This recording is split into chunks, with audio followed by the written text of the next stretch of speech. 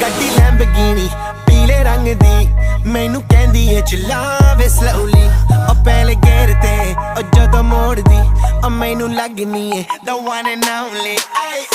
ਵਿਚਾਰੇ ਮੁੰਡਿਆਂ ਦੇ ਦਿਲਾਂ ਦੀ ਤੂੰ ਕਾਤਿਲ ਵਿਖਾ ਦੇ ਮੈਨੂੰ ਕਿਵੇਂ ਜਾਵੇਂਗੀ ਤੂੰ ਫਾਸਟ